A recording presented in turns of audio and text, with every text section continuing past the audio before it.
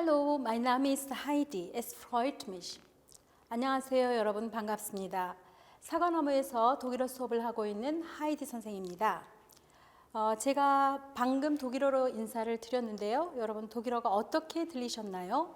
독일어는 일반적으로 좀 강하고 그리고 어렵다는 인식이 있는데요.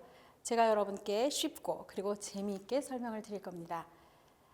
이번에 경쟁률이 높았는데 외고에 입학하신 거 진심으로 축하드리고요. 그리고 외고에 입학하셨기 때문에 전공어에 대한 궁금증이 가장 클 것으로 판단이 됩니다. 그래서 먼저 전공어에 대한 소개를 드리려고 합니다. 화면에서 보시는 것처럼 이제 1학년 때는 6시간 수업을 하게 되고요. 일주일에 하게 되는 수업 시수입니다. 보통 6단위 수업이라고 하죠. 그리고 2학년 때와 3학년 때 8단위 수업을 하게 되는데요. 보통 주요 과목들이 국어라든지 수학이 일주일에 3단위, 3년 내내 3단위 수업을 하게 되거든요. 비교해 보면 그 어떤 과목보다도 굉장히 비중이 크다라는 걸 알 수가 있습니다. 그리고 1학년 때는 이제 보통 이 전체적인 수업이 원어민 선생님과 그리고 한국인 선생님께서 반반씩 나눠서 하게 되는데요. 1학년 때는 6단위를 한 과목으로 시험을 보게 됩니다. 그런데 이제 우리 이화 외고 같은 경우는 유일하게 1학년 때도 2과목으로 나누어서 보게 되죠. 그래서 전공 독일어와 그리고 회화 이렇게 나누어서 시험을 보게 되고요. 우리 명덕 외고 같은 경우는 2학년이 되면은요, 보통 원어민 선생님은 그 지필 시험에 관여를 하지 않으십니다. 그런데 명덕 외고 같은 경우는 2학년 때 원어민 선생님도 한 4분의 1 정도의 비중을 지필 시험에 출제하시면서 참여를 하십니다.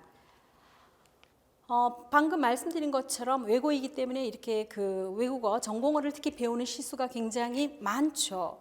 이것이 의미하는 것은 전체 성적에 끼치는 영향력이 가장 크다는 의미이기도 합니다.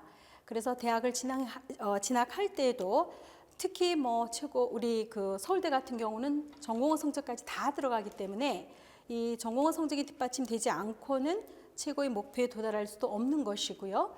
그리고 그 어떤 대학이라 할지라도 이 전체 성적에서 영향을 끼치는 전공에 대한 관리가 이루어지지 않으면 문제가 생길 수가 있죠. 그래서 처음부터 전공에 대한 어떤 철저한 준비가 필요할 것 같습니다.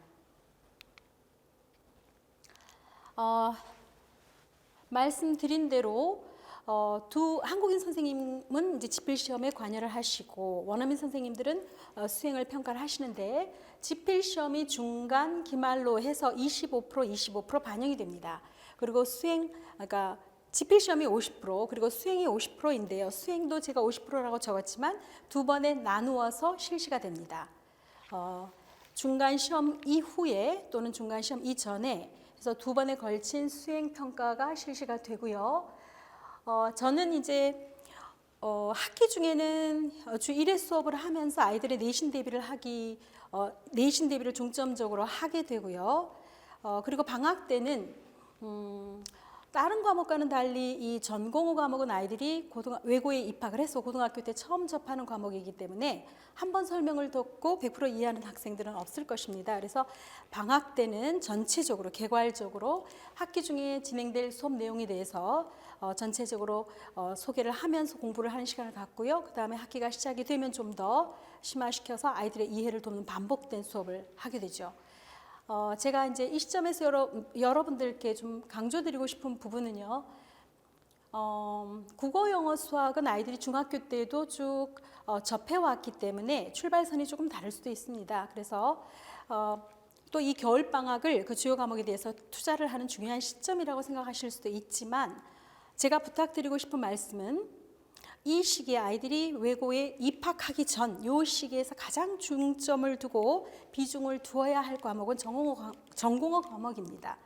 왜냐하면 전공어는 아이들이 이제 스타트가 똑같이 출발을 하는 것이죠. 그래서 처음에 그리고 독일어가 굉장히 좀 어렵게 느껴지기 때문에 이 출발점이 너무나 중요한 것 같습니다. 제가 오랫동안 그 수업을 하면서 느껴온 것은 이때의 시점을 놓치면 아이들이 만회하기가 굉장히 어렵고 작년 같은 경우에도 다른 과목 수업하고 좀 중첩이 되니까 좀 천천히 해도 되지 않을까라고 판단을 해서 늦게 시작한 친구들도 있습니다. 그래서 나중에 실제로 학교에서 수업을 하게 되면 그 중요성을 깨닫게 되고 또 만회하기 위해서 과외를 하고 그리고 학원도 다니고 이게 이중으로 수업을 받는 학생들도 보았습니다. 그리고 아이들이 따라가기가 굉장히 힘들고 그래서 아이들이 그 출발점에 잘 다져지지 않으면 오히려 아이들을 힘들게 하는 것 같아서 이번에 시작할 때 아이들이 어디서 하든 다 하고 방학 때 입학하기 전에 일반 전공들은 공부를 하고 들어오게 됩니다. 그래서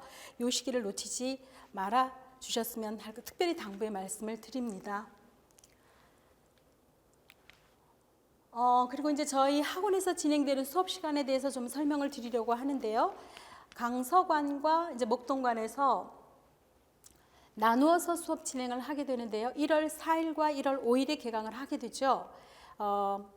그런데 방학 동안 1월과 2월 동안은 주 2회 수업을 진행을 하는데요. 강서관에서 진행되는 수업은 화요일 6시 반에서 9시 반, 그리고 금요일 7시에서 10시고요. 우리 목동관에서 진행되는 수업은 목요일 6시 반에서 9시 반, 그리고 일요일 7시에서 10시 이렇게 진행이 되는데요. 스케줄을 짜다가 보면은 이게 다른 과목하고 중복이 될 수가 있어서 시간이 안 맞아요 하는 경우도 있습니다. 근데 요 교차해서 수업을 들을 수 있다는 말씀을 드리고요. 그러니까 강서관에서 진행되는 화요일 수업과 목동관에서 진행되는 목요일 수업이 동일한 수업이 되죠.